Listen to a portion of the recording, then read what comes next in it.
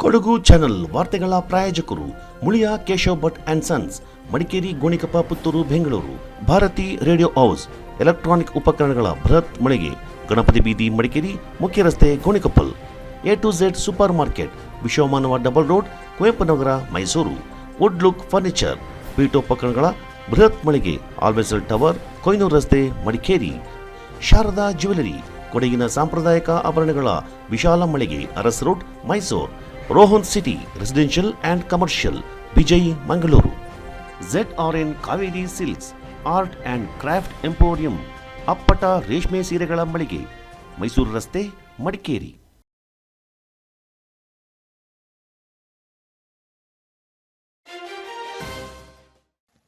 ಭಾರತೀಯ ಸೇನೆಯ ವೀರ ಸೇನಾನಿಗಳಾದ ಫೀಲ್ಡ್ ಮಾರ್ಷಲ್ ಕೆಎಂ ಕಾರ್ಯಪ್ಪ ಹಾಗೂ ಜನರಲ್ KS ತಿಮ್ಮಯ್ಯ ಅವರ ಬಗ್ಗೆ ಸಾಮಾಜಿಕ ಜಾಲತಾಣಗಳಲ್ಲಿ ಅವಹೇಳನ ಮಾಡಿದ ಆರೋಪಿಯನ್ನ ಜಿಲ್ಲೆಯಿಂದ ಗಡೀಪಾರು ಮಾಡಬೇಕೆಂದು ಹಿಂದೂ ಜಾಗರಣ ವೇದಿಕೆಯ ಕೊಡಗು ಘಟಕ ಒತ್ತಾಯಿಸಿದೆ. ಜಿಲ್ಲಾಧಿಕಾರಿಗಳಿಗೆ ಮನವಿ ಪತ್ರ ಸಲ್ಲಿಸಿದ ಹಿಂದೂ ಜಾಗರಣ ವೇದಿಕೆಯ ಜಿಲ್ಲಾ ಸಂಚಾಲಕ ಕುಕ್ಕೆರ ಅಜಿತ್ ಹಾಗೂ ಪ್ರಮುಖರು ಆರೋಪಿಯ ವಿರುದ್ಧ ಕಠಿಣ ಕಾನೂನು ಕ್ರಮ ಕೈಗೊಳ್ಳುವಂತೆ ಒತ್ತಾಯಿಸಿದರು. ಸಾಮಾಜಿಕ ಜಾಲತಾಣದಲ್ಲಿ ನಕಲಿ ಖಾತೆಯನ್ನ ಬಳಸಿ ಅಪ್ರತಿಮ ವೀರ ಸೇನಾಧಿಕಾರಿಗಳಿಗೆ ಅಗೌರವ ತೋರಿದ ಆರೋಪಿಯನ್ನ ಉನ್ನತ ಮಟ್ಟದ ತನಿಖೆಗೆ ಒಳಪಡಿಸಬೇಕೆಂದು ಒತ್ತಾಯಿಸಿದರು.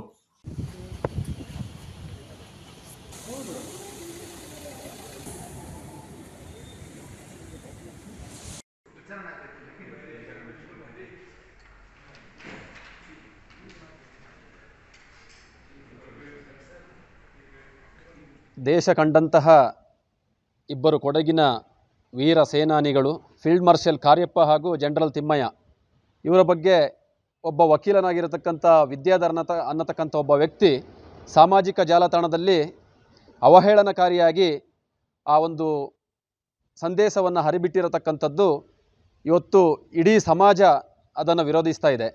ಹಾಗಾಗಿ ಒಬ್ಬ ವಕೀಲ ವಿದ್ಯಾಧರ ಅನ್ನತಕ್ಕಂಥ ವ್ಯಕ್ತಿಯನ್ನು ಇವತ್ತು ನಮ್ಮ ದೇಶದ ಮಹಾನಾಯಕರುಗಳ ಒಂದು ಅವಹೇಳನವನ್ನು ನಾವು ಸಹಿಸುವುದಿಲ್ಲ. ಹಾಗಾಗಿ ಇವತ್ತು ಹಿಂದೂ ಜಾಗರಣ ವೇದಿಕೆ ಆ ವಿದ್ಯಾಧರ ಅನ್ನತಕ್ಕಂಥ ವಕೀಲನನ್ನು ಇವತ್ತು ಗಡೀಪಾರು ಮಾಡಬೇಕನ್ನತಕ್ಕಂಥ ಆಗ್ರಹವನ್ನು ಮಾಡ್ತಾ ಇದ್ದೇವೆ. ಹಾಗೆ ಆ ಒಬ್ಬ ವ್ಯಕ್ತಿ ಈ ಹಿಂದೆಯೂ ಕೂಡ ಬೇರೆ ಬೇರೆ ಚಟುವಟಿಕೆಗಳಲ್ಲಿ ಈ ನಗರ ನಕ್ಸಲ್ ಅನ್ನತಕ್ಕಂಥ ಹೆಸರಿರತಕ್ಕಂಥ ವ್ಯಕ್ತಿಗಳ ಜೊತೆಯಲ್ಲಿ ಒಡನಾಟ ಇಟ್ಟಿರತಕ್ಕಂಥದ್ದನ್ನು ಕೂಡ ಎಲ್ಲರೂ ಗಮನಿಸಿದ್ದಾರೆ. ಹಾಗಾಗಿ ಈ ಎಡಪಂಥೀಯವಾದಿ ಒಂದಲ್ಲ ಒಂದು ರೀತಿಯಲ್ಲಿ ಈ ಸಮಾಜದಲ್ಲಿ ಸಾಮರಸ್ಯವನ್ನು ಹಾಳು ಮಾಡತಕ್ಕಂಥ ಒಂದು ವೇದಿಕೆಯನ್ನು ಸೃಷ್ಟಿ ಮಾಡಿಕೊಂಡಿದ್ದಾರೆ. ಗೋಣಿಕೊಪ್ಪ ಕಡೆಯಿಂದ ಹುಣಸೂರು ಕಡೆಗೆ ತೆರಳುತ್ತಿದ್ದ ಲಾರಿಯೊಂದು ಡಿಕ್ಕಿ ಹೊಡೆದ ಪರಿಣಾಮ 6 ವರ್ಷದ ಬಾಲಕಿಯೋರ್ವಳು ದಾರುಣವಾಗಿ ಮೃತಪಟ್ಟ ಘಟನೆ ಪೊನ್ನಂಪೇಟೆ ತಾಲೂಕಿನ ತಿತಿಮತಿ ಸಮೀಪದ ಮಜ್ಜಿಗೆಹಳ್ಳ ನರ್ಸರಿ ಬಳಿ ನಡೆದಿದೆ. ಮಜ್ಜಿಗೆಹಳ್ಳ ನಿವಾಸಿಯಾದ ರವಿ ಮತ್ತು ಸಿಂಧು ದಂಪತಿ ಪುತ್ರಿ 6 ವರ್ಷ ಪ್ರಾಯದ ಗಾನವಿ ಮೃತ ಬಾಲಕಿಯಾಗಿದ್ದು, ಈಕೆ ಮಜ್ಜಿಗೆಹಳ್ಳ ಪರಂಬು ಶಾಲೆಯ 1ನೇ ತರಗತಿಯಲ್ಲಿ ವ್ಯಾಸಂಗ ಮಾಡ್ತಾ ಇದ್ಲು. ಮಂಗಳವಾರ ಸಂಜೆ ಸುಮಾರು 4:30 ಸಮಯದಲ್ಲಿ ಮಜ್ಜಿಗೆಹಳ್ಳ ನರ್ಸರಿ ಬಳಿ ಬಾಲಕಿ ರಸ್ತೆ ದಾಟುತ್ತಿದ್ದ ಸಂದರ್ಭ ಗೋಣಿಕೊಪ್ಪ ಕಡೆಯಿಂದ ಹುಣಸೂರು ಕಡೆಗೆ ತೆರಳುತ್ತಿದ್ದ ಲಾರಿ ಡಿಕ್ಕಿ ಹೊಡೆದಿದೆ. ಈ ಸಂದರ್ಭ ತೀವ್ರ ಗಾಯಗೊಂಡಿದ್ದ ಬಾಲಕಿ ಗಾನವಿಯನ್ನ ಕೂಡಲೇ ಸಾರ್ವಜನಿಕರು ಆಟೋ ರಿಕ್ಷಾದಲ್ಲಿ ತಿತಿಮತಿ ವಿವೇಕಾನಂದ ಆಸ್ಪತ್ರೆಗೆ ಕರೆದೊಯ್ದರು. ಆದರೆ ಚಿಕಿತ್ಸೆ ಫಲಿಸದೆ ಗಾನವಿ ಮೃತಪಟ್ಟಿದ್ದಾಳೆ. ಘಟನೆಗೆ ಸಂಬಂಧಪಟ್ಟಂತೆ ಲಾರಿಯನ್ನು ವಶಪಡಿಸಿಕೊಂಡಿರುವ ಪೊಲೀಸರು ಲಾರಿ ಚಾಲಕ ಕನಕಪುರ ಮೂಲದ ಹರೀಶ್ ಎಂಬಾತನನ್ನು ಪೊಲೀಸರು ವಶಕ್ಕೆ ಪಡ್ಕೊಂಡಿದ್ದಾರೆ. ಘಟನಾ ಸ್ಥಳಕ್ಕೆ ಗೋಣಿಕೊಪ್ಪ ವೃತ್ತ ನಿರೀಕ್ಷಕ ಶಿವರಾಜ್ ಆರ್ ಮುದೋಳ್, ಠಾಣಾಧಿಕಾರಿ ಪ್ರದೀಪ್ ಕುಮಾರ್, ASI ದೇವರಾಜ್, ಸಿಬ್ಬಂದಿಗಳಾದ ನೆಹರು, ಸಿರಿಲ್, ಭರತ್, ರಾಘವೇಂದ್ರ ಹಾಗೂ ಶುಭ ಮತ್ತಿತರರು ಭೇಟಿ ನೀಡಿ ಮುಂದಿನ ಕ್ರಮ ಕೈಗೊಂಡಿದ್ದಾರೆ. ಘಟನೆ ಕುರಿತು ತಿತಿಮತಿ ಠಾಣೆಯಲ್ಲಿ ಪ್ರಕರಣ ದಾಖಲಾಗಿದೆ. ಕೊಡಗು ಚಾನೆಲ್ ವರದಿ ಚಂಪಾ ಗಗನ, ಪೊನ್ನಂಪೇಟೆ.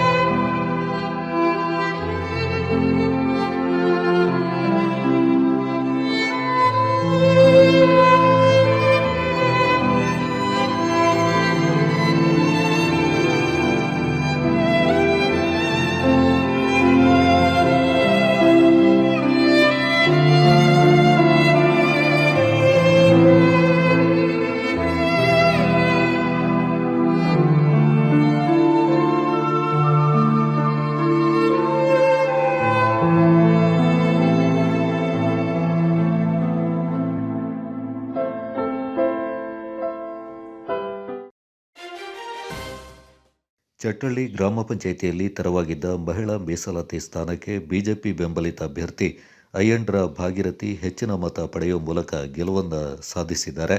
ಚಟ್ಟಳ್ಳಿ ಗ್ರಾಮ ಪಂಚಾಯಿತಿಯ ಚೇರಳ ಶ್ರೀಮಂಗಲ ವಾರ್ಡಿನ ಸಾಮಾನ್ಯ ಮಹಿಳಾ ಮೀಸಲಾತಿ ಸ್ಥಾನಕ್ಕೆ ಬಿಜೆಪಿ ಬೆಂಬಲಿತ ಅಭ್ಯರ್ಥಿಯಾಗಿ ಭಾಗೀರಥಿ ಅಯ್ಯಂಡ್ರ ಹಾಗೂ ಕಾಂಗ್ರೆಸ್ ಬೆಂಬಲಿತ ಅಭ್ಯರ್ಥಿಯಾಗಿ ಸುಲೋಚನಾ ಸ್ಪರ್ಧಿಸಿದ್ರು.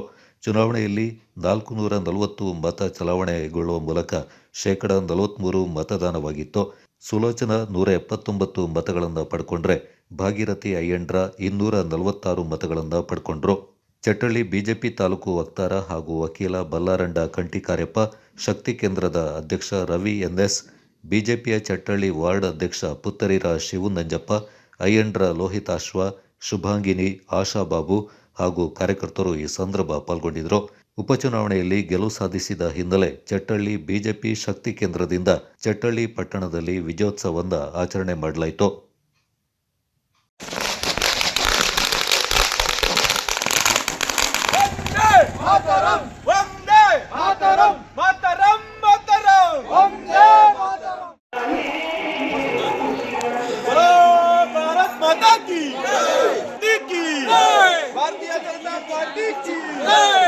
ಸಾಮಾನ್ಯ ಮಹಿಳಾ ಸ್ಥಾನದ ಒಂದು ಉಪಚುನಾವಣೆಯಲ್ಲಿ ಅಭ್ಯರ್ಥಿಯಾದ ಭಾಗೀರಥಿ ಅಮ್ಮನವರು ಒಂದು ಅತ್ಯುತ್ತಮವಾದ ಒಂದು ಮತವನ್ನು ಪಡೆದು ಗೆದ್ದಿರ್ತಾರೆ. ಆ ಒಂದು ವಿಜಯೋತ್ಸವದ ವಿಚಾರವಾಗಿ ನಾವೆಲ್ಲರೂ ಕಾರ್ಯಕರ್ತರು ನಾವು ಈ ಚಟ್ಟಳ್ಳಿಯ ಒಂದು ಸಭೆಯಲ್ಲಿ ಟೌನಲ್ಲಿ ನಾವು ಸೇರ್ಕೊಂಡಿದ್ದೇವೆ. ಈ ಒಂದು ವಿಜಯೋತ್ಸವಕ್ಕೆ ನಮ್ಮ ತಾಲೂಕು ಅಧ್ಯಕ್ಷರಾದ ಗೌತಮ್ ಜಿ ಅವರು ನಮ್ಮ ಮೇಲೆ ಪ್ರೀತಿ ಇಟ್ಟು ಇಲ್ಲಿ ಆಗಮಿಸಿದ್ದಾರೆ. ಚಟ್ಟಳ್ಳಿ ಮೇಲೆ ತುಂಬ ಪ್ರೀತಿ ಇಟ್ಟು ಆಗಮಿಸಿದ್ದಾರೆ ಕಾರ್ಯಕರ್ತರ ಮೇಲೆ. ಸೊ ಅವರಿಗೆ ನಾನು ಈ ಒಂದು ಕಾರ್ಯಕ್ರಮಕ್ಕೆ ಸ್ವಾಗತವನ್ನು ಪಾರ್ಟಿ ಅಭ್ಯರ್ಥಿಯಾಗಿ ಚಟ್ಟಳ್ಳಿ ಗ್ರಾಮ ಪಂಚಾಯಿತಿಯಲ್ಲಿ ಅಭ್ಯರ್ಥಿಯಾಗಿ ಗೆಲುವನ್ನು ಸಾಧಿಸಿದ್ದೀನಿ. ನನಗೆ ಗೆಲುವನ್ನು ತಂದುಕೊಟ್ಟಂಥ ಭಾರತೀಯ ಜನತಾ ಪಾರ್ಟಿಯ ಮುಖಂಡರು ಹಾಗೂ ಕಾರ್ಯಕರ್ತರು ಹಾಗೂ ಈ ಊರಿನ ಎಲ್ಲ ಗಣ್ಯರು ಎಲ್ಲರೂ ನಮಗೆ ಸಹಕಾರ ಕೊಟ್ಟಂಥ ನನ್ನ ಪ್ರೀತಿಯ ಸ್ನೇಹಿತರಿಗೂ ಎಲ್ಲರಿಗೂ ಧನ್ಯವಾದವನ್ನು ಅರ್ಪಿಸ್ತೇನೆ. ಇಲ್ಲಿ ಗ್ರಾಮ ಸಭೆ ನಡೆಯದೆ ವರ್ಷ ಎಷ್ಟಾಯಿತು. ಪಂಚಾಯಿತಿ ಅಧ್ಯಕ್ಷರು ಇಲ್ದೋ ಅದು ಸಮೇತ ಇಲ್ಲಿ ಗೊತ್ತಿದೆ ಯಾರಿಗಾದ್ರೆ. ಇದನ್ನು ತೋರಿಸಿಕೊಟ್ಟಿದ್ದಾರೆ ಈ ಭಾಗದ ಶ್ರೀಮಂಗಲ ಭಾಗದ ಮತದಾರ ಬಂಧುಗಳು. ಅವ್ರನ್ನ ನೋಡಿಬಿಟ್ಟು ಎಲ್ಲರೂ ಪಾಠ ಕಲಿಬೇಕು. ಮುಂದಿನ ಚುನಾವಣೆ ಗ್ರಾಮ ಪಂಚಾಯತಿ ನಮ್ಮದೇ ಆಗಬೇಕು. ನಿಮ್ಮದು ಹೋರಾಟ ಅದರಲ್ಲಿ ಕೂರೋದು ಮಾತ್ರ ಅಲ್ಲ, ನೀವು ಬೀದಿಗಿಳಿದು ಹೋರಾಟ ಮಾಡಬೇಕಾಗ್ತದೆ. ಗ್ರಾಮ ಸಭೆ ಎಷ್ಟು ಸಭೆ ಆಯಿತು ನಡೆಯದೆ, ವಾರ್ಡ್ ಸಭೆ ನಡೆಯದೆ ಎಷ್ಟು ಸಭೆ ಆಗಿದೆ, ನಿಮ್ಮಲ್ಲಿ ಏನಾಗಿದೆ ಅನ್ನೋಂಥ ಕಾಳಜಿಯನ್ನು ಪ್ರತಿ ಮೆಂಬರ್ಗಳ ಸಮೇತ ತಗೊಳ್ಬೇಕು. 2 ಜನ ವಿರೋಧ ಪಕ್ಷ ಅಂದರೆ 2 ಜನ ವಿರೋಧ ಪಕ್ಷ ಒಂದ್ಸಲ ಬೀಗ ಹಾಕಿ. ನಾನು ಸಮೇತ ಗ್ರಾಮ ಪಂಚಾಯತಿ ಸದಸ್ಯನಾಗಿರುವಾಗ ಇದೇ ಸಿ ಅಬ್ದುಲ್ ಅವರ ಒಳಗೆ ಸೇರ್ಕೊಂಡು ಬೀಗ ಹಾಕಿದೆ. ಯಾಕೆ ನಿಮಗೆ ಆ ಗಟ್ಟಿತನ ಬರ್ತಾ ಇಲ್ಲ? ಈ ಗಟ್ಟಿತನ ಬರಬೇಕು. ಮೊನ್ನೆ ಮತದಾರರು ಹೇಳುವಾಗ ನನಗೆ ಬೇಜಾರಾಯಿತು. ರಸ್ತೆ ಬದಿಯಲ್ಲಿ ಒಂದು ಕಚ್ಚಡ ಕಡಿಯ ಯೋಗ್ಯತೆ ಈ ಗ್ರಾಮ ಪಂಚಾಯತಿ ಇಲ್ಲ.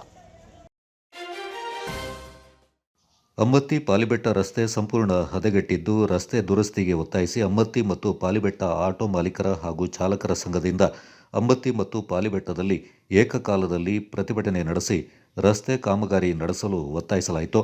ಅಮ್ಮತ್ತಿ ಸರ್ಕಲ್ನಲ್ಲಿ ಪ್ರತಿಭಟನೆ ನಡೆಸಿದ ಆಟೋ ಚಾಲಕರು ರಸ್ತೆ ದುರಸ್ತಿಗೆ ಒತ್ತಾಯಿಸಿ ಸರ್ಕಾರದ ವಿರುದ್ಧ ಘೋಷಣೆಗಳನ್ನು ಕೂಗಿದ್ರು. ಈ ಸಂದರ್ಭ ಮಾತನಾಡಿದ ಕಾರ್ಮಾಡು ಗ್ರಾಮ ಪಂಚಾಯಿತಿ ಸದಸ್ಯ ಅಭಿಜಿತ್, ಅಮ್ಮತ್ತಿ ಪಾಲಿಬೆಟ್ಟ ರಸ್ತೆ ಸಂಪೂರ್ಣ ಹದಗೆಟ್ಟಿದ್ದು ವಾಹನ ಸಂಚಾರಕ್ಕೆ ಯೋಗ್ಯವಾಗಿಲ್ಲ. ರಸ್ತೆಗೆ ಹಾಕಿದ್ದ ಡಾಂಬರು ಕಿತ್ತು ಬಂದಿದ್ದು ರಸ್ತೆ ಪೂರ್ತಿ ಗುಂಡಿಮಯವಾಗಿದೆ. ಬಸ್ ಸಂಚಾರ ಕಡಿಮೆ ಇರುವ ಈ ರಸ್ತೆಯಲ್ಲಿ ಸಂಚರಿಸಲು ಕಾರ್ಮಿಕರು ಸೇರಿದಂತೆ ಸಾರ್ವಜನಿಕರು ಆಟೋ ರಿಕ್ಷಾವನ್ನೇ ಅವಲಂಬಿಸಿದ್ದಾರೆ. ಹಾಗಾಗಿ ಕೂಡಲೇ ರಸ್ತೆ ಕಾಮಗಾರಿ ಪ್ರಾರಂಭಿಸಬೇಕೆಂದು ಒತ್ತಾಯಿಸಿದರು. ನಂತರ ಸ್ಥಳಕ್ಕೆ ಆಗಮಿಸಿದ ಲೋಕೋಪಯೋಗಿ ಇಲಾಖಾ ಅಭಿಯಂತರ ಲಿಂಗರಾಜು ಅವರನ್ನು ಆಟೋದಲ್ಲಿ ಕುಳ್ಳಿರಿಸಿ ಎಲ್ಲ ಆಟೋ ಚಾಲಕರು ತಮ್ಮ ತಮ್ಮ ಆಟೋದಲ್ಲಿ ಮೆರವಣಿಗೆ ಮೂಲಕ ತೆರಳಿ ಅಮ್ಮತ್ತಿ ಪಾಲಿಬೆಟ್ಟ ರಸ್ತೆಯಲ್ಲಿ ಕರೆದೊಯ್ದು ರಸ್ತೆಯ ಸಮಸ್ಯೆಯಿಂದ ಮನವರಿಕೆ ಮಾಡಿಕೊಟ್ರು. ಮನವಿ ಸ್ವೀಕರಿಸಿ ಮಾತನಾಡಿದ ಲೋಕೋಪಯೋಗಿ ಅಭಿಯಂತರ ಲಿಂಗರಾಜು ಅವರು, ಈ ಭಾಗದ ರಸ್ತೆ ಸಂಪೂರ್ಣ ಹದಗೆಟ್ಟಿರುವುದು ತಿಳಿದ ಹಿನ್ನೆಲೆಯಲ್ಲಿ ಈಗಾಗಲೇ 4 ಕೋಟಿ ರೂಪಾಯಿ ವೆಚ್ಚದಲ್ಲಿ ರಸ್ತೆ ಮರು ಡಾಂಬರೀಕರಣ ಮಾಡಲು ಸರ್ಕಾರಕ್ಕೆ ಪ್ರಸ್ತಾವನೆಯನ್ನು ಸಲ್ಲಿಸಲಾಗಿದೆ. ಮತ್ತೆ ಕೂಡ ಸರ್ಕಾರ ಹಾಗೂ ಶಾಸಕರ ಗಮನಕ್ಕೆ ತಂದು ಆದಷ್ಟು ಶೀಘ್ರವಾಗಿ ಹಣ ಬಿಡುಗಡೆ ಮಾಡಿ ಕಾಮಗಾರಿ ನಡೆಸಬೇಕೆಂದು ತಿಳಿಸಲಾಗುವುದೆಂದರು. ಪಾಲಿಬೆಟ್ಟ ಅವರಿಗೆ ಹಾಳಾಗಿರೋ ರಸ್ತೆಗಳನ್ನ ಅಭಿವೃದ್ಧಿಪಡಿಸೋಕ್ಕೆ ಪ್ರಸ್ತಾವನೆಯನ್ನು ಸಲ್ಲಿಸಿದ್ದೇವೆ. ಸುಮಾರು 4 ಕೋಟಿಯಷ್ಟು ಅನುದಾನ ಅವಶ್ಯಕತೆ ಇದೆ ಅಂತ. ಅದು ಬಂದ ನಂತರ ಅಪ್ರೂವ್ ಆದ ನಂತರ ಕಾಮಗಾರಿನ ಕೈಗೆತ್ತಿಕೊಳ್ತೀವಿ. ಅದಲ್ಲದೆ ನೀವು ಇವತ್ತೇನು ಪ್ರೊಟೆಸ್ಟ್ ಮಾಡಿ ನನಗೆ ಮನವಿ ಕೊಟ್ಟಿರ್ತೀರಾ, ಅದ್ರ ಮೇಲೂ ಒಂದು ಪ್ರಾಜೆಕ್ಟ್ ರಿಪೋರ್ಟ್ ರೆಡಿ ಮಾಡಿ ನಮ್ಮ ಮೇಲಧಿಕಾರಿಗಳಿಗೆ ಸಬ್ಮಿಟ್ ಮಾಡಿ ಅದು ಅಲ್ಲಿಂದ ಸರ್ಕಾರಕ್ಕೆ ಸಲ್ಲಿಸಿ ಇನ್ನೂ ಹೆಚ್ಚಿನ ಒತ್ತಡ ಹಾಕಿ ಸರ್ಕಾರ ಮಟ್ಟದಲ್ಲಿ ಅನುದಾನ ತರಲಿಕ್ಕೆ ಪ್ರಾಮಾಣಿಕ ಪ್ರಯತ್ನ ಮಾಡ್ತೀವಿ. ಇದಲ್ಲದೆ ನಮ್ಮ ಶಾಸಕರಿಗೂ ಈ ವಿಷಯವನ್ನು ಮುಟ್ಟಿಸಿ ಅವ್ರ ಕಡೆಯಿಂದನೂ ಪ್ರೆಜರ್ ಹಾಕಿ ಅನುದಾನ ಬರಲಿಕ್ಕೆ ಪ್ರಾಮಾಣಿಕವಾಗಿ. ಅಂಬತ್ತಿ ಆಟೋ ಚಾಲಕರ ಸಂಘದ ಅಧ್ಯಕ್ಷ ರಿಚರ್ಡ್ ನರೋಂದ, ಉಪಾಧ್ಯಕ್ಷರಾದ ಶ್ರೀಜು, ಕಾರ್ಯದರ್ಶಿ ಶಿವರಾಜು, ಸಹ ಕಾರ್ಯದರ್ಶಿ ಇಬ್ರಾಹಿಂ ಪಾಲಿಬೆಟ್ಟ, ಆಟೋ ಚಾಲಕರ ಸಂಘದ ಅಧ್ಯಕ್ಷ ಪವನ್, ಉಪಾಧ್ಯಕ್ಷ ಚಂದ್ರ, ಸಹ ಕಾರ್ಯದರ್ಶಿ ವಿನು ಖಜಾಂಚಿ, ದೂಜಾ, ಗೂಡ್ಸ್ ಆಟೋ ಸಂಘದ ಅಧ್ಯಕ್ಷ ಸಜೀರ್ ಟಿಎ ಸೇರಿದಂತೆ ಆಟೋ ಚಾಲಕರು, ವಿವಿಧ ಸಂಘಟನೆಗಳ ಸದಸ್ಯರು ಈ ಸಂದರ್ಭ ಪಾಲ್ಗೊಂಡಿದ್ದರು. Kodagu channel news, Subrahmani, Siddapura.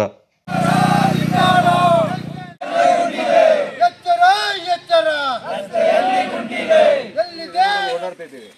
ಈ ಒಂದು 20 ವರ್ಷದಿಂದ ನಾವು ನೋಡ್ದಂಗೆ ಈ ರೋಡಲ್ಲಿ ಏನು ವ್ಯವಸ್ಥೆ ಏನು ಮಾಡೇ ಇಲ್ಲ.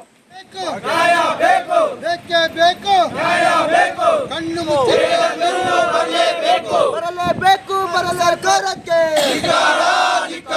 ರಸ್ತೆ ಅಭಿವೃದ್ಧಿ ಮಾಡುವ ಸರ್ಕಾರಕ್ಕೆ ಸರಿಯಾದ ಸಮಯಕ್ಕೆ ಒಂದು ಪ್ರತಿಭಟನೆಯನ್ನ ಮಾಡ್ಕೊಂಡು ಬಂದು ಈಗಾಗಲೇ ಒಮ್ಮತ್ತಿಯರು ಕೂಡ ಸೇರಿದ್ದು ಮಾಡುವಂಥ ಕೆಲಸವನ್ನ ಮಾಡಬಾರ್ದು. ಹಾಗಾಗಿ ಜೊತೆಗೆ ಇನ್ನೊಂದು ಹೇಳ್ತೀನಿ, ಈಗ ಏನು ಪ್ಯಾಚ್ ವರ್ಕ್ ಮಾಡ್ತಾರೆ ಕೆಲಸವನ್ನ ದಯವಿಟ್ಟು ತಡೆ ಹಿಡಿಬೇಕು. ಆ ಕೆಲಸವನ್ನ ತಡೆ ಹಿಡಿಬೇಕು.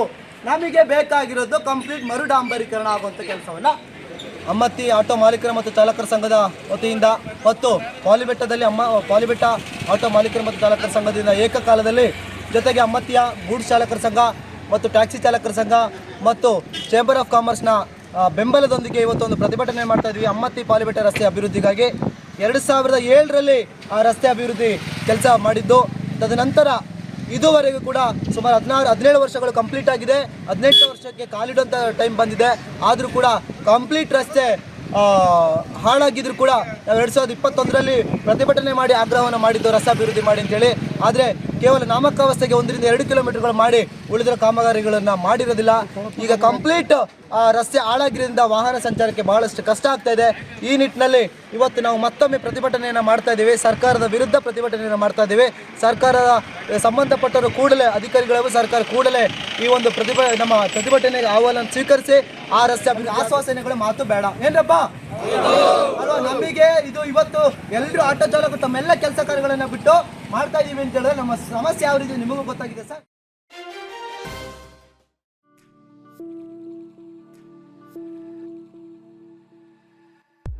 ಮಡಿಕೇರಿಯಲ್ಲಿ ನೂತನವಾಗಿ ಆರಂಭಗೊಂಡಿದೆ.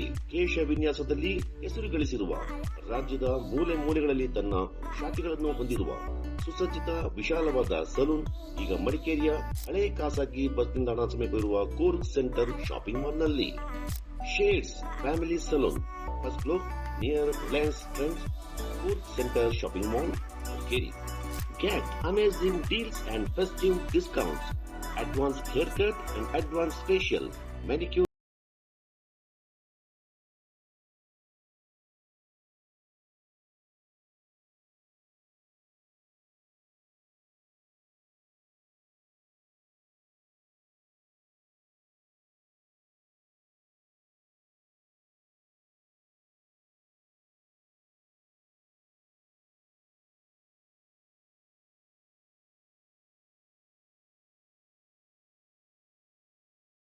$60153611. Shades Family Saloon, Madikeri. ನಿನ್ನ ವಶವನ ತಿಳಿವೆ, ನಿನ್ ಕಲ್ಪನೆನ ಹಾರಿವೆ, ಒಳ್ಳೆ ಕ್ಷಣಗಳನ್ನು ನೀಡುವೆ, ನಿನ್ನಗುವಲಿ ಹರ್ಷಿಸುವೆ. Love the moments with La Vista and live the moments with La Vista. La Vista, La Vista, La Vista. ಕ್ಷಣಗಳನ್ನು ಸವಿಯಾಗಿಸುತ್ತದೆ ಲೆವಿಸ್ಟಾ ಕಾಫಿ. ಬಿಸಿನೆಸ್ ಇನ್ವೆಸ್ಟ್ಮೆಂಟ್ಗೆ ಹೊಸ ಲ್ಯಾಂಡ್ಮಾರ್ಕ್ ರೋಹನ್ ಸಿಟಿ.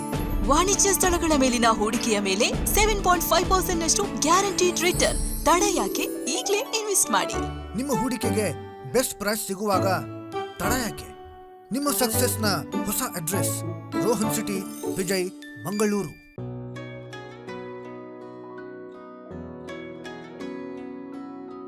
ಪ್ರೀತಿಯ ಸಂಕೇತ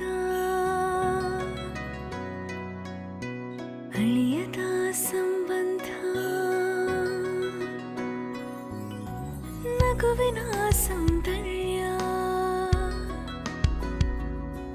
ಇದು ಸ್ನೇಹದ ಬಾಂಧವ್ಯ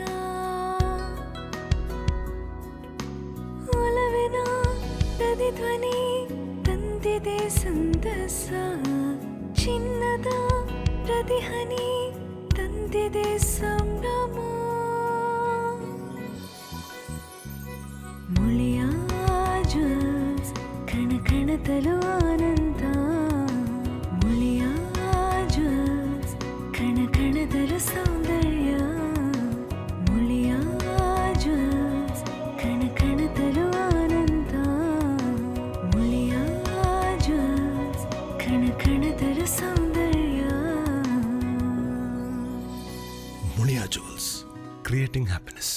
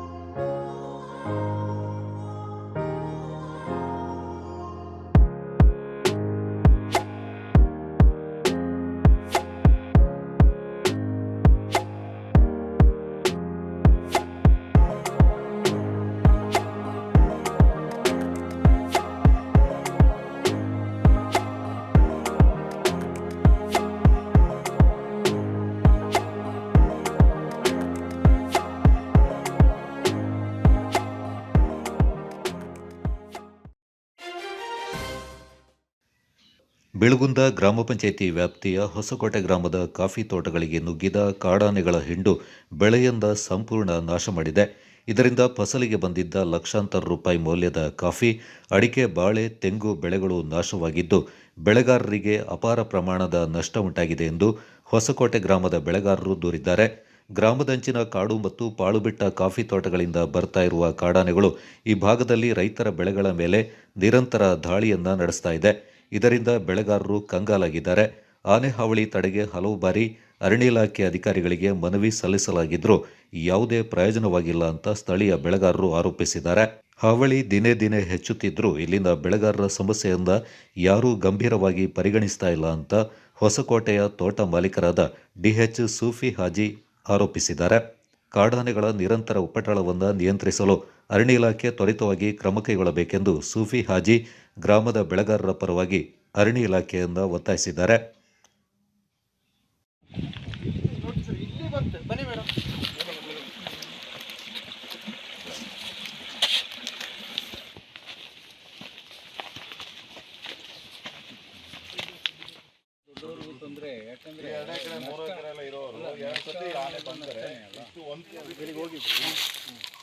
ಅಲ್ಲಿ ಅದ್ರದ್ದು ಅಲ್ಲಿ ಅಥವಾ ನೆಗ್ಲೆಕ್ಟೆಡ್ ಒಂದು 22 ಎಕರೆ ತೋಟ ಇದೆ. ಆಫೀಸ್ ಕನಲ್ಲ ಇನ್ನೊಂದು ಉಂಡಲ್ಲ ಅಲ್ಲಿ ಮುಂಕಾಚ್ ಫ್ಯಾಮಿಲಿ ಮುಂಕಾಚ್ ಫ್ಯಾಮಿಲಿ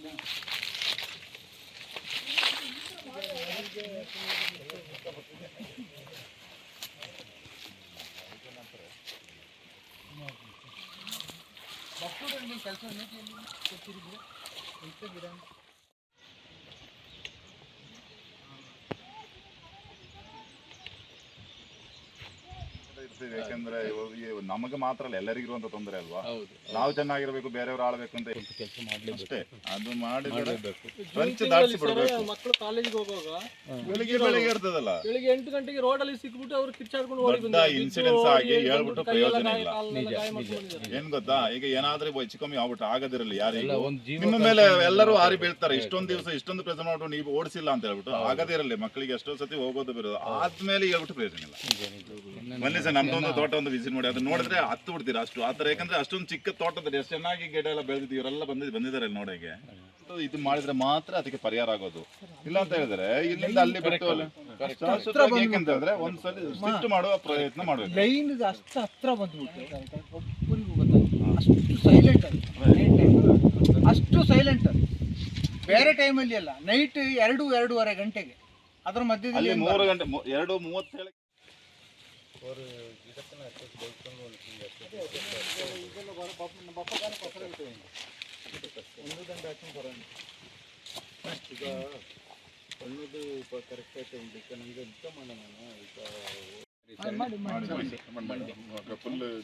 ಫುಲ್ ಸೆಟ್ ಮಾಡೋದು ಟೀಮ್ ಒಮ್ಮೆ ಕೆನಗಂಚಿ ನಂಗೆ ಚಂಬಿ ಬೀಳೂರ್ಲನ್ನೇ ಮಾಡಿ ನರಿ ಅಂತಲ್ಲ ಅದು 100-120 ಜನಕ್ಕೆ ಡ್ರೈವ್ ಮಾಡಿ ಅದು ಟೀಮ್ ಉಂಟು. ಅದೇ ಟೀಮ್ ಒಂದು ಸಸ್ಪೆಕ್ಟ್ ಈಗ ಅದು ಕ್ರೈಮ್ ಸಸ್ಪೆಕ್ಟ್ ಅದೇ ಟೀಮ್ 11 ಎಲಿಫೆಂಟ್ಸ್ಗಳು ಅಂತ ಅಲ್ಲ.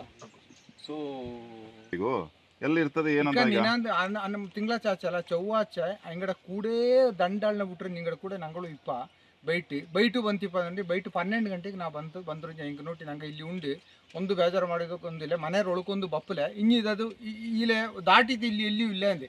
ಇಲ್ಲ ಸರ್ ಅಲ್ಲಿ ಇದೆ ಇಲ್ಲಿ ಇದೆ ಆ ಕಾಡಲ್ಲಿ ಇದೆ ಅಂತ ಹಿಂಗಣ್ಣು ಹಿಂಗೆಂತ ಮಾಡೋದು ಅಲ್ಲೇ ಸೂಚಿ ಸರ್ ಬೇಜಾರಾಗ್ಬಿಡುತ್ತೆ. ಯಾಕಂದ್ರೆ ಕೆಲಸನೇ ಬೇಡ ಅಂತ ಬರೋದೇ ಬೇಡ ಅಂತ ಆಗ್ಬಿಡುತ್ತೆ. ಬಿಟ್ಟಂಗಾಲ ಗ್ರಾಮ ಪಂಚಾಯಿತಿಯ 2024ನೇ ಸಾಲಿನ ಗ್ರಾಮಸಭೆ ಬಿಟ್ಟಂಗಾಲದ ಹೆಗ್ಗಡೆ ಸಮಾಜದ ಸಭಾಂಗಣದಲ್ಲಿ ನಡೆಯಿತು. ಮೂಕಚಂಡ ಪ್ರಸನ್ನ ಅವರ ಅಧ್ಯಕ್ಷತೆಯಲ್ಲಿ ನಡೆದ ಸಭೆಯಲ್ಲಿ ಪಿಡಿಒ ವಿಶ್ವನಾಥ್, ನೋಡಲ್ ಅಧಿಕಾರಿ ಮಹದೇವಯ್ಯ, ಉಪಾಧ್ಯಕ್ಷೆ ಸರಸು ಹಾಗೂ ಪಂಚಾಯಿತಿಯ ಎಲ್ಲ ಚುನಾಯಿತ ಸದಸ್ಯರು ಪಾಲ್ಗೊಂಡಿದ್ದರು. ಕಂದಾಯ ಇಲಾಖೆಯ ಪೂಜಾ ಮತ್ತು ವಿದ್ಯಾಶ್ರೀ ಆಗಮಿಸಿ ಸರ್ಕಾರದ ವತಿಯಿಂದ ಪಂಚಾಯಿತಿಗೆ ಸಂಬಂಧಪಟ್ಟ ವಿಷಯಗಳ ಬಗ್ಗೆ ಮಾಹಿತಿಯನ್ನು ನೀಡಿದರು. ವೈದ್ಯಕೀಯ ಇಲಾಖೆಯಿಂದ ವೈದ್ಯರಾದ ಸಂಗೀತ ತಮ್ಮ ವ್ಯಾಪ್ತಿಯಲ್ಲಿ ಬರುವ ಕಾರ್ಯಕ್ಷೇತ್ರಗಳ ಬಗ್ಗೆ ಮಾಹಿತಿಯನ್ನು ನೀಡಿದರು. ಬಿಟ್ಟಂಗಾಲ ಮತ್ತು ಬಿ ಶೆಟ್ಟಿಗೇರಿ ವ್ಯಾಪ್ತಿಯಲ್ಲಿ ಕೈಗೊಂಡಿರುವ ನೂತನ ಕಾಮಗಾರಿಗಳ ಬಗ್ಗೆ ಚೆಸ್ಕಾಂ ಇಲಾಖೆಯ ಕಿರಿಯ ಅಧಿಕಾರಿ ಮಾಹಿತಿಯನ್ನು ನೀಡಿದರು. ಅಲ್ಲದೆ ಜನಸಂಖ್ಯೆ ಆಧಾರದಲ್ಲಿ ಹೆಚ್ಚುವರಿ ವಿದ್ಯುತ್ ಪೂರೈಕೆ ನೀಡಲು ಕ್ರಮವನ್ನು ಅನುಸರಿಸ್ತಾ ಇದ್ದೇವೆ. ನಮ್ಮಲ್ಲಿ 7 ಲೈನ್ಮ್ಯಾನ್ಗಳ ಅವಶ್ಯಕತೆ ಇದೆ, ಆದರೆ 2 ಮಾತ್ರ ಇದ್ದಾರೆ. ಆದ್ದರಿಂದ ಕೆಲವು ವೇಳೆ ಸಣ್ಣ ಪುಟ್ಟ ವ್ಯತ್ಯಾಸಗಳು ಕಂಡುಬರುತ್ತವೆ ಎಂದರು.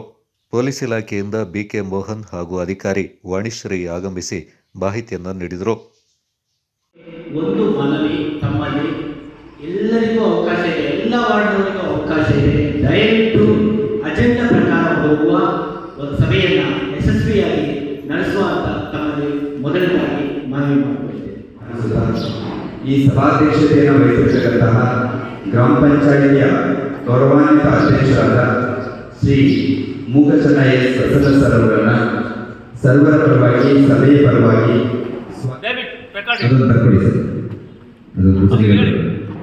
ಅಧಿಕಾರಿಗಳಿಲ್ಲದೆ ನಾವು ಸಭೆ ನಡೆಸದೆ 2 ಸಲ ನಾವು ಗೆರವು ಮಾಡಿದ್ದೀವಿ. ಒಂದು ಸಲ ಕಂಪ್ಲೀಟ್ ಸಭೆಯನ್ನೇ ಏನು ಮಾಡಿದ್ದೀವಿ, ಬರಖಾಸ್ತು ಮಾಡಿದ್ದೀವಿ. ಆದ್ದರಿಂದ ಅದಕ್ಕೆ ಆಸ್ಪದ ಕೊಡಬೇಡಿ. ಸುಮ್ಮನೆ ಬಂದ್ಬಿಟ್ಟು ಮಕ್ಕಳನ್ನ ಕಳಿಸ್ಬಿಟ್ಟು ಅವ್ರೇನು ಹೇಳ್ತಾರೆ ಪಾಪ ಎಲ್ಲ ಮಾಡ್ತಾರೆ, ಹೋದಾದ ತಕ್ಷಣ ಅದು ತಗೊಂಡು ಬನ್ನಿ. ಹಾಗೆ ಈ ಸಭೆಯಲ್ಲಿ ಹಾಜರಿರ್ತಕ್ಕಂಥ ಎಲ್ಲ ವಿವಿಧ ಲೈನ್ ಡಿಪಾರ್ಟ್ಮೆಂಟ್ಸ್, ಮುಖ್ಯ ಶಿಕ್ಷಕರು, ಪೊಲೀಸ್ ಇಲಾಖೆ, ಕಂದಾಯ ಇಲಾಖೆ, ಗ್ರಾಮಸಭೆಯಲ್ಲಿ ನಾವು ವಿರೋಧಕ್ಕೆ ನಾವು ಬಂದಿರೋದು ಗ್ರಾಮನೇ ಹಾಳು ಮಾಡ್ತಾ ಇದ್ದೀರಾ. ದಯವಿಟ್ಟು ನೋಡಿ, ಇದು ನಿಮ್ಮದೇ ಸರ್ಕಾರ, ಇದು ಗ್ರಾಮ ಸರ್ಕಾರ, ನೀವೇ ಚುನಾವಣೆ ಮಾಡ್ತಿರ್ತಕ್ಕಂಥ. ನಂದು ಒಂದು ಮನವಿ, ಯಾರಾದರೂ ಒಬ್ಬರು ಎದ್ದು ನಿಂತು ಮೈಕ್ ಕಳಿಸ್ಕೊಡ್ತೀವಿ, ಸ್ಪಷ್ಟವಾಗಿ ಅಧ್ಯಕ್ಷರನ್ನ ಸಂಬೋಧಿಸೋ ತುಂಬ ಪ್ರಾಬ್ಲಮ್ ಆಗುತ್ತೆ. ನಾವು ಸಫರ್ ಆಗ್ತಿದ್ದೀವಿ, ಎಲ್ಲರೂ ಸಫರ್ ಆಗ್ತಿದ್ದಾರೆ. ರೆಗ್ಯುಲರ್ ಓಡಿಸ್ತಾ ಇದ್ದೀವಿ, ಮತ್ತು ಅದು ವಾಪಸ್ ಬರ್ತಾ ಉಂಟು. ಕೆಲವು ಕಾರಣಗಳಿದೆ. ಮೊನ್ನೆ ಒಂದು ಶಾಲೆಗೆ ಇವರು ಗಡಿನಾಡ ಅಭಿವೃದ್ಧಿ ಪ್ರಾಧಿಕಾರ ಮತ್ತು ಬೆಂಗಳೂರಿನಿಂದ ನಮ್ಮ ಶಾಲೆಗೆ ಉಚಿತವಾಗಿ ವಿದ್ಯಾರ್ಥಿಗಳಿಗೆ ಒಂದು ಬ್ಯಾಗ್ ವಿತರಣೆ ಮತ್ತು ಕಲಿಕೋಪಕರಣಗಳ ವಿತರಣೆ ಮಾಡಿದರು. ಸಮಯವನ್ನು ಕಾಯ್ದಿರಿಸಲಾಗಿದೆ. ಸಭೆಯಲ್ಲಿ ಖಂಡಿತವಾಗಿ ಜಸ್ಟ್ ಮುಂದಿನ ಒಂದು 5 ನಿಮಿಷಗಳ ಕಾಲ ಸರ್ ಪ್ಲೀಸ್ ದಯಮಾಡಿ ಅರ್ಥ ಮಾಡ್ಕೊಳ್ಳಿ. ಸಭೆಯಲ್ಲಿ ನಾವು ವಿರೋಧಕ್ಕೆ ನಿಂತಿದ್ದೀವಾಗ ನಮಗೆ ರೋಡ್ ಈ ವರ್ಷ ಇಷ್ಟು ಹಾಕ್ಬಿಟ್ಟಿದ್ದಾರೆ. ಇಷ್ಟು ವರ್ಷದಿಂದ ರೋಡ್ ಏನಾಗಿಲ್ಲ, ಬರೀ ಮಾಸ್ತಿಯವರು ಜಾಗ ಅಂದ್ರೆ ಕಸ ವಿಲೇವಾರಿ ಘಟ್ಟ, ಬರೀ ಕಸ ವಿಲೇವಾರಿ ಘಟ್ಟ. ಅದೇ ಗ್ರೌಂಡ್ ಪಂಚಾಯತಿ ಅವರ ಮನವಿ ಏನಿದೆಯೋ ಅದನ್ನ ಸಭೆಯು ಗ್ರಾಮ ಸಭಾ ಅಧ್ಯಕ್ಷರು ಈ ವಿಷಯವನ್ನ ಮಾನ್ಯ ಜಿಲ್ಲಾಡಳಿತದ ಗಮನಕ್ಕೆ ತರುವಂತೆ ನಿರ್ಣಯಿಸಿರುತ್ತಾರೆ. ಓಕೆನಾ? ಓಕೆ. ಸೊ ಇದು ನಮ್ಮ ಗ್ರಾಮ ಪಂಚಾಯತ್ ರೆಕಾರ್ಡ್ ಮಾಡಿ ಅದೇ ರೀತಿ ಮಾಡಿಬಿಟ್ಟು DC ಅವರಿಗೆ ಕಳಿಸಿ, DC ಅವರು ತಹಸೀಲ್ದಾರ್ಗೆ ಕಳಿಸಿ, ತಹಸೀಲ್ದಾರ್ ಆಯ್ತಾ? ಅದನ್ನು ಸರ್ವ ಸದಸ್ಯರು ಒಗ್ಗೂಡಿದರೆ ಮಾತ್ರ ಸಂಘದ ಬೆಳವಣಿಗೆ ಸಾಧ್ಯ ಅಂತ ಮಾಜಿ ಸೈನಿಕರ ಸಂಘದ ಅಧ್ಯಕ್ಷ ಕೊಂಡಿರ ನಾಣಯ್ಯ ಹೇಳಿದ್ದಾರೆ.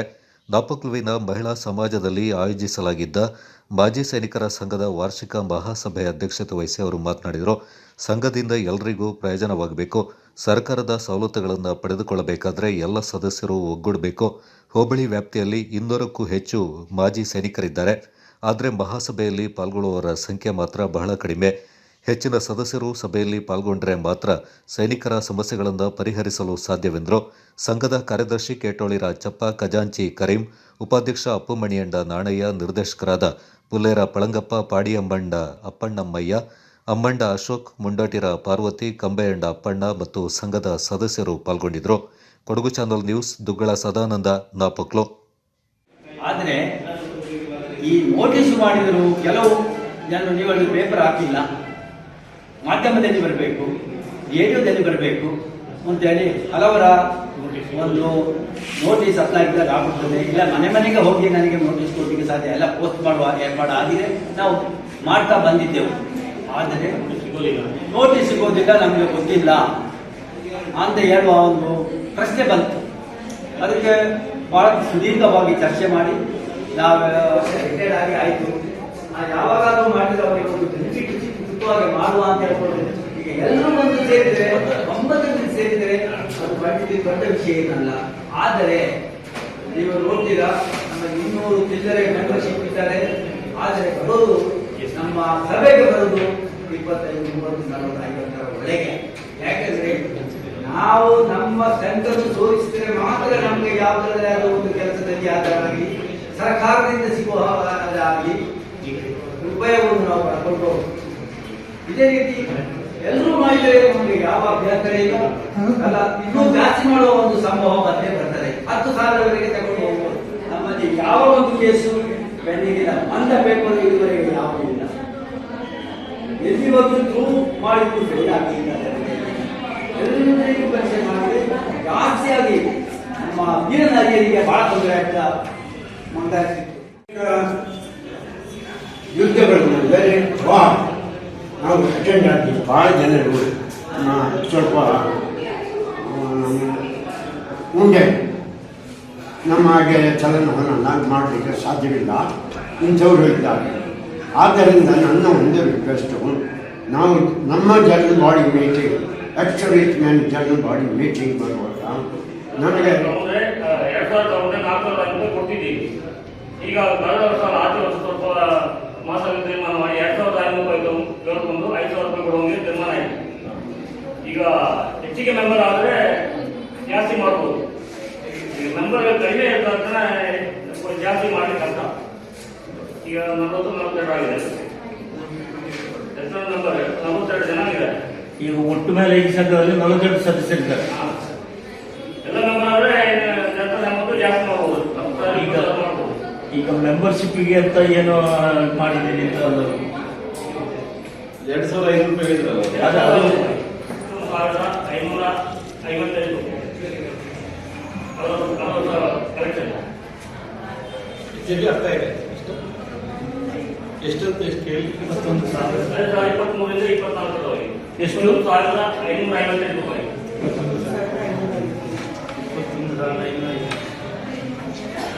1,53,870 ಆರೋಗ್ಯ.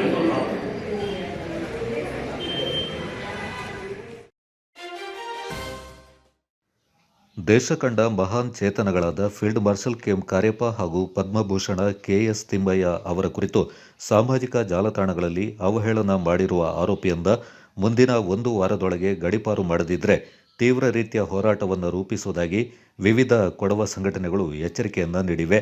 ನಗರದಲ್ಲಿ ಸುದ್ದಿಗೋಷ್ಠಿಯಲ್ಲಿ ಮಾತನಾಡಿದ ಅಖಿಲ ಕೊಡವ ಸಮಾಜದ ಕಾರ್ಯದರ್ಶಿ ಕೀತಿಯಂಡ ವಿಜಯಕುಮಾರ್, ಕೊಡವಾಂಬೆರ ಕೊಂಡಾಟ ಸಂಘಟನೆಯ ಅಧ್ಯಕ್ಷ ಚಾಂಬೆರ ದಿನೇಶ್ ಬೆಳ್ಳೆಪ್ಪ, ಕಾರ್ಯದರ್ಶಿ ಕುಂಜಿರ ಗಿರೀಶ್ ಭೀಮಯ್ಯ, ಕನೆಕ್ಟಿಂಗ್ ಕೊಡವಾಸ್ ಸಂಚಾಲಕ ಶಾಂತಯಂಡ ನಿರನ್ನಾಚಪ್ಪ, ಓಡಿಯಂಡ ನವೀನ್ ತಿಮ್ಮಯ್ಯ ಹಾಗೂ ಸಾಮಾಜಿಕ ಕಾರ್ಯಕರ್ತ ಚೊಟ್ಟೆಯಂಡ ಸಂಜು ಕಾವೇರಪ್ಪ ಪ್ರಕರಣವನ್ನು ತೀವ್ರವಾಗಿ ಖಂಡಿಸಿದ್ದಾರೆ.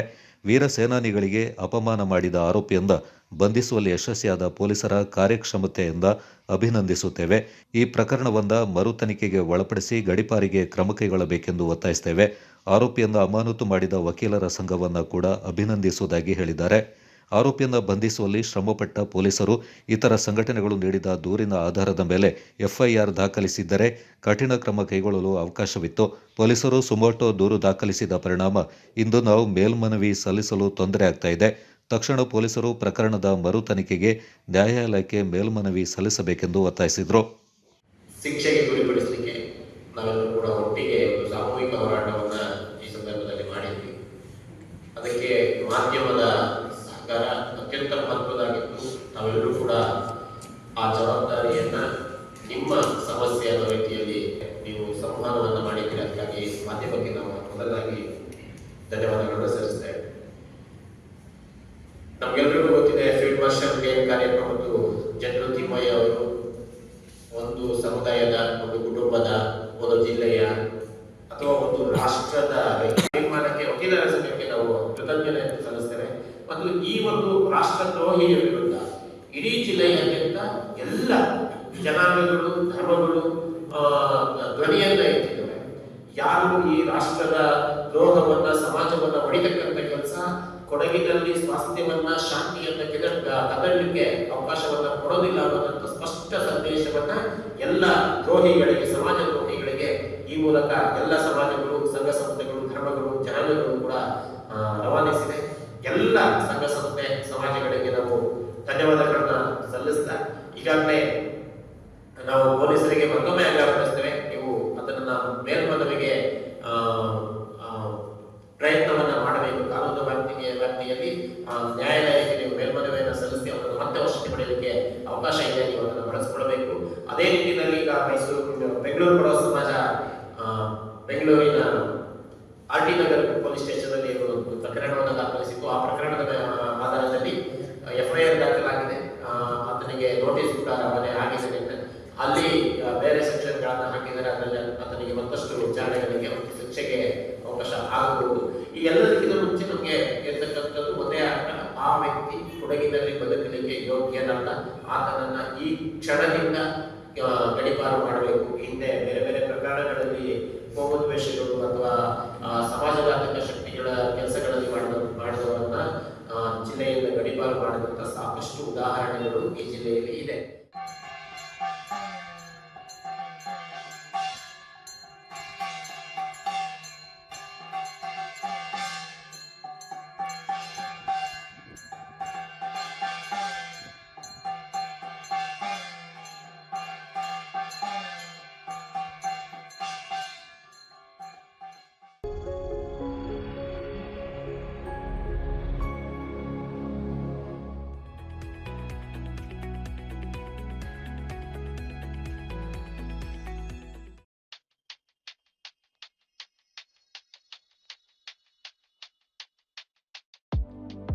Shining senses in your life.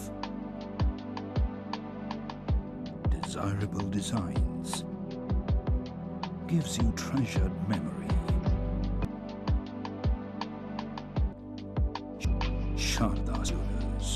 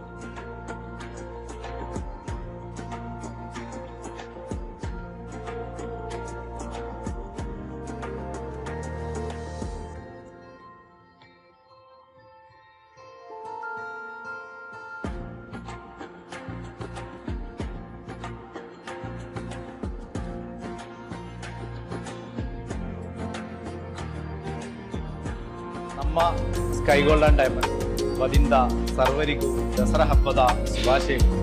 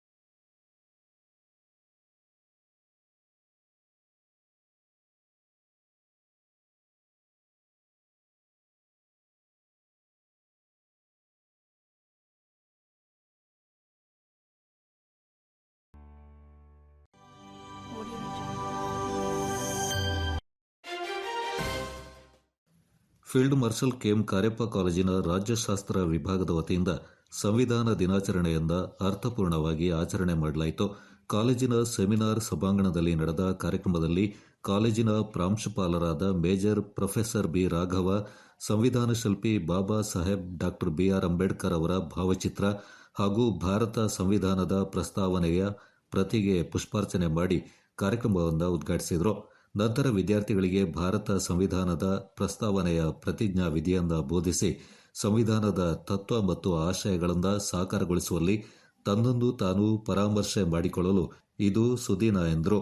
ಕಾರ್ಯಕ್ರಮದಲ್ಲಿ ರಾಜ್ಯಶಾಸ್ತ್ರ ವಿಭಾಗದ ಮುಖ್ಯಸ್ಥರಾದ ಪ್ರೊಫೆಸರ್ ಗಾಯತ್ರಿ ದೇವಿ, ಅರ್ಥಶಾಸ್ತ್ರ ವಿಭಾಗದ ಮುಖ್ಯಸ್ಥ ಪ್ರೊಫೆಸರ್ ಇ ತಿಪ್ಪೇಸ್ವಾಮಿ, ಪ್ರಾಣಿಶಾಸ್ತ್ರ ವಿಭಾಗದ ಮುಖ್ಯಸ್ಥ ಪ್ರೊಫೆಸರ್ ಎಂಪಿ ಕೃಷ್ಣ, ಇತಿಹಾಸ ವಿಭಾಗದ ಮುಖ್ಯಸ್ಥ ಡಾಕ್ಟರ್ ಮಹದೇವಯ್ಯ, ಹಿಂದಿ ವಿಭಾಗದ ಮುಖ್ಯಸ್ಥ ಬಿಎಚ್ ತಳವಾರ್, ಗಣಕ ವಿಜ್ಞಾನ ವಿಭಾಗದ ಮುಖ್ಯಸ್ಥ ಎಂಎನ್ ರವಿಶಂಕರ್, ರಾಜ್ಯಶಾಸ್ತ್ರ ಉಪನ್ಯಾಸಕರಾದ ನಿವ್ಯಾ ಡೀನಾ ಹಾಗೂ ರಾಜ್ಯಶಾಸ್ತ್ರ ಉಪನ್ಯಾಸಕ ಡಾಕ್ಟರ್ ಕೆಎಸ್ ಶ್ರಿಂಗಾರ್, ಇನ್ನಿತರ ಬೋಧಕ ಬೋಧಕೇತರ ಸಿಬ್ಬಂದಿಗಳು ಹಾಗೂ ವಿದ್ಯಾರ್ಥಿಗಳು ಪಾಲ್ಗೊಂಡಿದ್ದರು. ಹೆಬ್ಬಟ್ಟಗೇರಿ ಗ್ರಾಮದ ಇಂದ್ರಪ್ರಸ್ಥ ನಗರದ ಸ್ವಾಮಿ ಕೊರಗಜ್ಜ ದೇವಸ್ಥಾನದ 7ನೇ ವರ್ಷದ ಕೋಲೋತ್ಸವ ಡಿಸೆಂಬರ್ 1ರಂದು ಶ್ರದ್ಧಾಭಕ್ತಿಯಿಂದ ನಡೆಯಲಿದೆ ಎಂದು ಸ್ವಾಮಿ ಕೊರಗಜ್ಜ ದೇವಸ್ಥಾನ ಸಮಿತಿ ಆಡಳಿತ ಮಂಡಳಿ ಅಧ್ಯಕ್ಷ ಅಜಿತ್ ಚಿಂಡಪ್ಪ ಸಬ್ಬುಡ ತಿಳಿಸಿದ್ದಾರೆ. ನಗರದಲ್ಲಿ ಸುದ್ದಿಗೋಷ್ಠಿಯಲ್ಲಿ ಮಾತನಾಡಿದವರು, ಅಂದು ಬೆಳಿಗ್ಗೆ 8 ಗಂಟೆಗೆ ಗಣಪತಿ, 10 ಗಂಟೆಗೆ ಶ್ರೀ ಕೊರಗಜ್ಜ ದೈವಕ್ಕೆ ಮಹಾ ಮಂಗಳಾರತಿ, 11 ಗಂಟೆಗೆ ಸ್ವಾಮಿ ಕೊರಗಜ್ಜ ದೈವದ ಕೋಲೋತ್ಸವ ಜರುಗಲಿದ್ದು ಭಕ್ತಾದಿಗಳು ಹೆಚ್ಚಿನ ಸಂಖ್ಯೆಯಲ್ಲಿ ಪಾಲ್ಗೊಳ್ಳುವಂತೆ ಮನವಿ ಮಾಡಿದರು. ಮಧ್ಯಾಹ್ನ 1 ಗಂಟೆಗೆ ಭಕ್ತಾದಿಗಳಿಗೆ ಅನ್ನ ಸಂತರ್ಪಣೆ ಹಾಗೂ ಕರಿಗಂಧ ಪ್ರಸಾದ ವಿತರಣೆ ನಡೆಯಲಿದೆ ಎಂದರು. ಡಿಸೆಂಬರ್ 8ರಂದು ಬೆಳಿಗ್ಗೆ 8 ಗಂಟೆಗೆ ಸ್ವಾಮಿ ಕೊರಗಜ್ಜ ದೈವಕ್ಕೆ ಕೋಳಿ ಬೇಟೆ ನಡೆಯಲಿದ್ದು ಮಧ್ಯಾಹ್ನ 1 ಗಂಟೆಗೆ ಅಗೇಲು ಪ್ರಸಾದ ನೆರವೇರಲಿದೆ ಎಂದು ಅಜಿತ್ ತಿಳಿಸಿದರು. ಗೋಷ್ಠಿಯಲ್ಲಿ ದೇವಸ್ಥಾನ ಸಮಿತಿಯ ಕಾರ್ಯದರ್ಶಿ ಪಿಎಂ ರಮೇಶ್, ಸದಸ್ಯ ಬಿಸಿ ಸಂತೋಷ್, ಇಸಿ ಮಣಿಕಂಠ, ಪಿಬಿ ಲೋಕೇಶ್ ಪಾಲ್ಗೊಂಡಿದ್ದರು. ಕೋಲದ ವಿಷಯಕ್ಕೆ ನಾವು ಬಂದಿದ್ದೀವಿ. ಮೊದಲಾಗಿ ನಮ್ಮ ಈ ದೇವಸ್ಥಾನ ನಾವು ಊರವರು ಮಾತ್ರ ಮಾಡ್ಕೊಳ್ಳುವಂತ ಸ್ಟಾರ್ಟ್ ಮಾಡಿದ್ವಿ, ಸಣ್ಣದಾಗಿ ಸ್ಟಾರ್ಟ್ ಮಾಡಿದ್ವಿ. ಅದೇ ಥರ ಅದೇನಾಗಿದೆ ಅಂದರೆ ಊರವರು ಸ್ಟಾರ್ಟ್ ಮಾಡಿದ್ಮೇಲೆ ನಾನಾ ಭಕ್ತಾದಿಗಳು, ಸ್ವಾಮಿ ಕೊರಗಜ್ಜ ಭಕ್ತಾದಿಗಳು ಎಲ್ಲ ಕಡೆ ಇದೆ. ಅದೇ ಥರ ನಾವು ಅದು ಬೆಳೀತಾ ಬಂದಿದೆ. 10 ಜನ ಇದ್ದಿದ್ದು 100 ಜನ ಇತ್ತು, 100 ಜನ 1000 ಜನ ಆಗಿದೆ, 1000 ಆಗಿ 2, 3, 4, 5 ಥರ ಜನ ಡೈಲಿ ಬರ್ತಾನೆ ಇದೆ. ಅದೇ ಥರ ನಮ್ಮಲ್ಲಿ ಪೂಜೆ ಯಾವ ಥರ ಅಂದರೆ ನಾವು ಡೈಲಿ ಪೂಜೆನೂ ಮಾಡ್ತೀವಿ. ಸೊ ಬೆಳಿಗ್ಗೆ 7ರಿಂದ 8 ಗಂಟೆ, ಸಂಜೆ 7ರಿಂದ 8 ಗಂಟೆ ನಮ್ಮಲ್ಲಿ ಪೂಜೆ ನಡೀತಾ ಇರ್ತದೆ. ಅದಕ್ಕೆ ನಮ್ಮ ಊರಿನವರೇ ಇಬ್ಬರು ಪೂಜಾರಿಗಳನ್ನ ನಾವು ಆಯ್ಕೆ ಮಾಡ್ಕೊಂಡಿದ್ದೀವಿ. ಅವರು ಬೆಳಿಗ್ಗೆ ಒಬ್ಬರು, ಸಂಜೆ ಒಬ್ಬರು ಈ ಥರ ಪೂಜೆ ಮಾಡ್ಕೊಂಡಿದ್ದಾರೆ. ಅದೇ ಥರ ಈ ದೇವಸ್ಥಾನ ಕಟ್ಟಕ್ಕೆ ಕೂಡ ನಾವು ಸಣ್ಣದಾಗಿ ಸ್ಟಾರ್ಟ್ ಮಾಡಿ ಅದು ನಮ್ಮ ಭಕ್ತಾದಿಗಳು ಕೊಟ್ಟ ಒಂದು ಸಹಾಯ ಧನದಿಂದ ಇವತ್ತು ದೊಡ್ಡದಾಗಿ ಬೆಳೆದಿದೆ.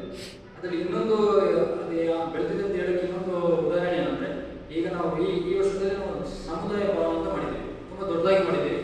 ಬಂದ ಭಕ್ತಾದಿಗಳಿಗೆ ಶೌಚಾಲಯದ ವ್ಯವಸ್ಥೆ ಇರ್ಬೋದು, ಅಲ್ಲಿ ಕೂರ್ಲಿಕ್ಕೆ ವ್ಯವಸ್ಥೆ ಇರ್ಬೋದು, ಈ ವ್ಯವಸ್ಥೆ ಎಲ್ಲ ಆಗಿ ಸಮುದಾಯ ಭವನ ಅಂತ ತುಂಬ ಚೆನ್ನಾಗಿ ಮಾಡಿದ್ದೀವಿ. ಈ ಸಮುದಾಯ ಭವನಕ್ಕೆ ಕೂಡ ಬಂದ ಭಕ್ತಾದಿಗಳು ತಮ್ಮ ಸಹಾಯವನ್ನು ನೀಡಿದ್ರಿಂದಲೇ ನಾವು ಇದನ್ನು ಮಾಡೋಕ್ಕಾಗಿದೆ. ಅದರಿಂದ ಈ ಪ್ರೆಸ್ ಮೀಟ್ ಕರೆಯುವ ಉದ್ದೇಶ ಏನಂದರೆ, ಇಷ್ಟು ಜನ, ಇಷ್ಟು ಭಕ್ತಾದಿಗಳು ನಮಗೆ ಹೆಲ್ಪ್ ಮಾಡಿದಾರಲ್ಲ, ಅವ್ರನ್ನ ಈ ಮಾಧ್ಯಮದ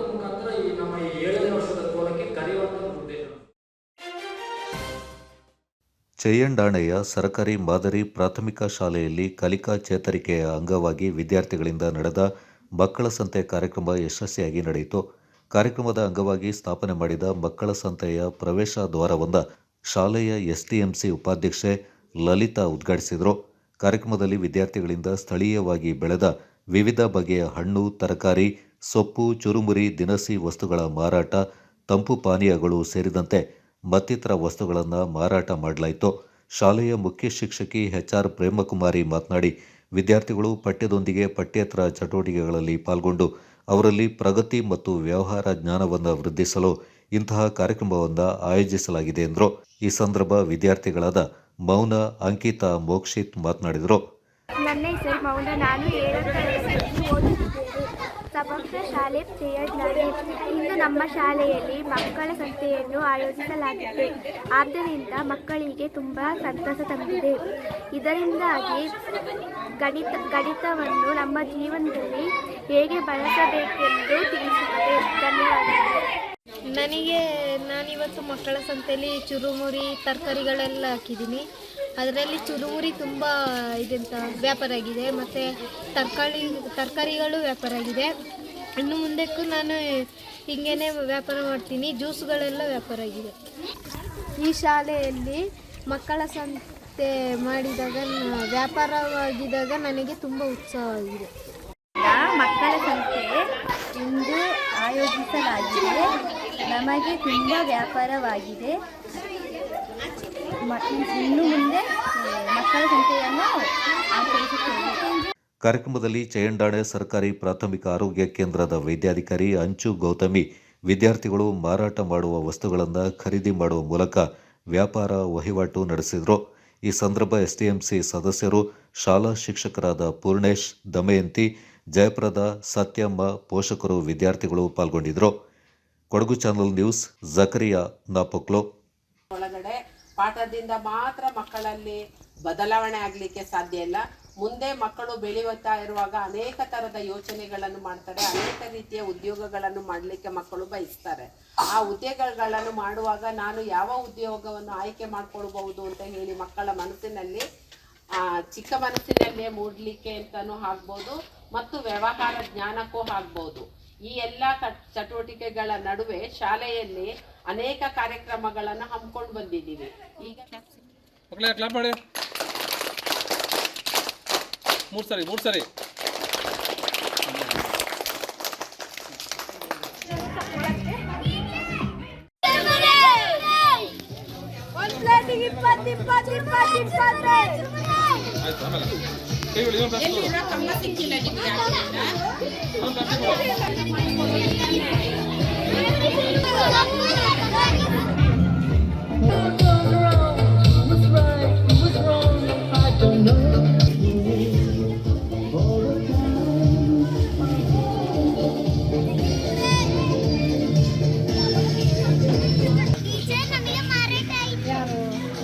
ಆಗಿಲ್ಲ. ಓಕೆ.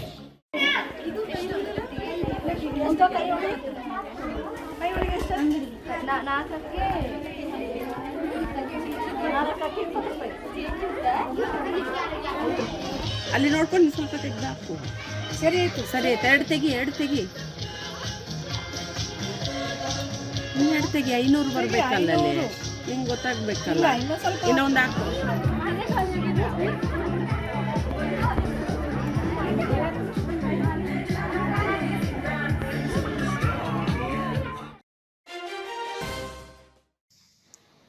ಗ್ರಾಮೀಣ ಮಟ್ಟದಲ್ಲಿ ಪ್ರತಿಭೆಗಳನ್ನು ಗುರುತಿಸಿ ಕ್ರೀಡಾ ಪ್ರೋತ್ಸಾಹ ನೀಡುವ ನಿಟ್ಟಿನಲ್ಲಿ ಕ್ರಿಕೆಟ್ ಪಂದ್ಯಾಟವನ್ನು ಆಯೋಜಿಸಲಾಗಿದೆ ಎಂದು ಸಂತ ಅನ್ನಮ್ಮ ಕ್ರೈಸ್ತ ಸ್ನೇಹಿತರ ಸಂಘ ವಿರಾಜಪೇಟೆಯ ಪದಾಧಿಕಾರಿಗಳು ತಿಳಿಸಿದ್ದಾರೆ.